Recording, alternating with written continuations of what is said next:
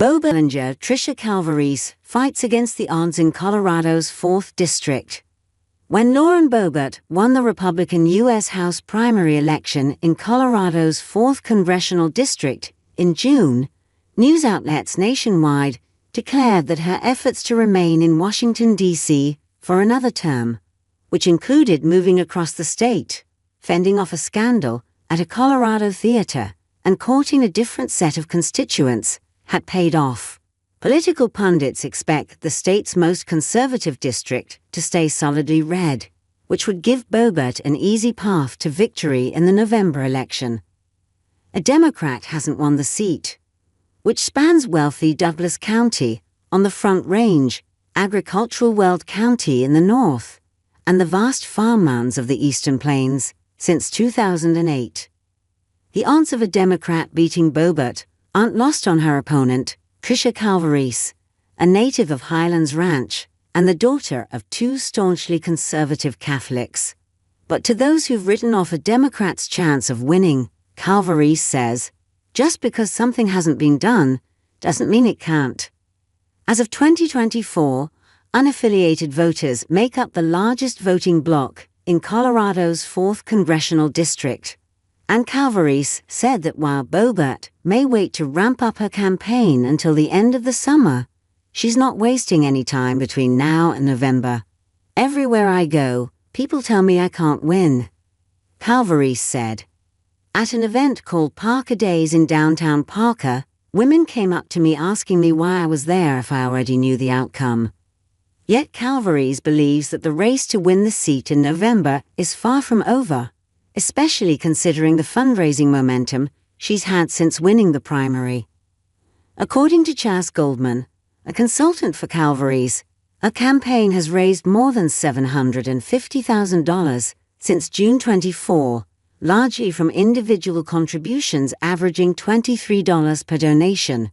Boebert raised around $150,000 from June 1 to June 30, leaving her with nearly $530,000 in cash on hand, according to reports filed with the Federal Election Commission, the most recent available.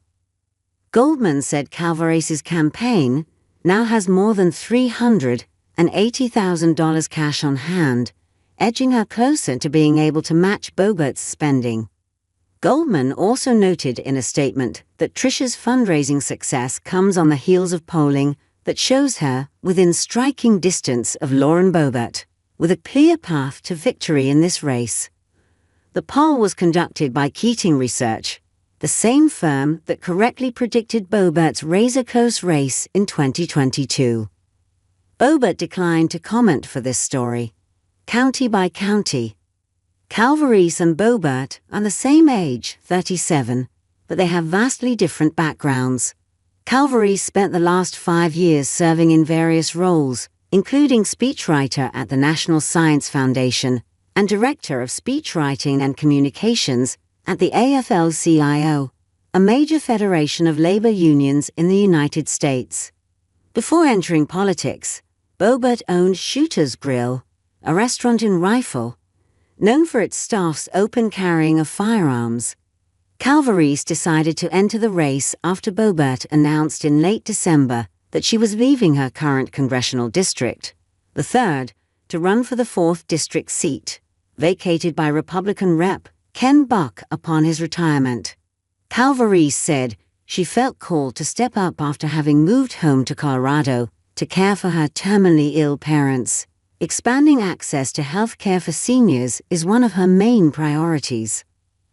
I started in January with 0 name recognition and no campaign contributions, but by picking up the phone and making call after call, I won my party support, Calvarese said. Her main primary opponent, Ike McCorkle, ran for the seat in 2020 and 2022 and had more than $300,000 cash on hand going into 2024. Yet, Calvarese said she believes she won the Democratic nomination for Colorado's special election and top-line billing on the primary ballot because of her experience in the nation's capital and having grown up in the district. She said she also believes in good old-fashioned phone calling and face-to-face meetings. Calvarese plans to travel county by county to meet directly with voters. She said she's challenged Boebert to debate her at each stop.